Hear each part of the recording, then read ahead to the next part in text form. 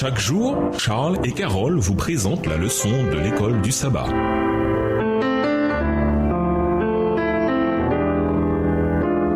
Bienvenue dans votre émission. Dieu nous parle. Nous vous invitons à lire dans le livre Patriarches et prophètes le chapitre Moïse, livre écrit par Ellen G. White. L'appel spectaculaire au buisson ardent fut sans doute l'expérience de transformation la plus importante de la vie de Moïse. Tous les autres moments forts de sa vie dépendaient de sa réponse positive à la mission que Dieu lui confiait, faire sortir les Hébreux d'Égypte et les conduire en terre promise. Nous savons ce qui est arrivé par la suite, mais mettez-vous à la place de Moïse devant le buisson ardent. Il avait fui l'Égypte pour sauver sa vie. Une nouvelle génération d'Hébreux était arrivée pendant ces 40 années. Beaucoup connaissaient très peu de choses sur lui ou avaient peut-être même entendu des mensonges sur lui par le biais d'histoires qui, au fil du temps, avaient été dénaturées. Et pourtant, Dieu l'appelait maintenant à faire sortir ce peuple d'une puissante nation. N'importe qui aurait fait preuve de la même réticence initiale. C'est vrai, c'était une mission extrêmement exigeante. Mais imaginez ce qu'il aurait manqué s'il avait donné un nom définitif à Dieu. Il n'aurait pas marqué l'histoire comme il a fait. Et non seulement l'histoire biblique, mais l'histoire du monde entier. Mais grâce à la puissance de Dieu agissant en lui, il en est devenu l'une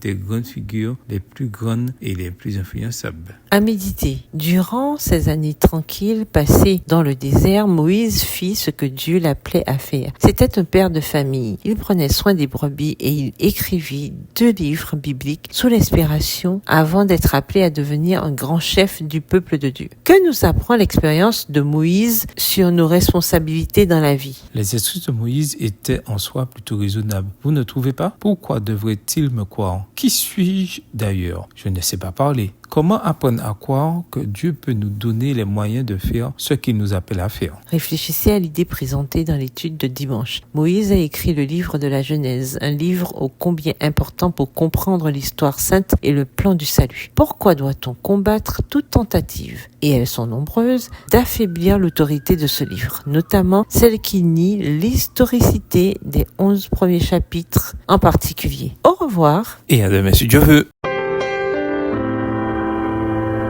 Dieu nous parle. Chaque jour, Charles et Carole vous présentent la leçon de l'école du sabbat.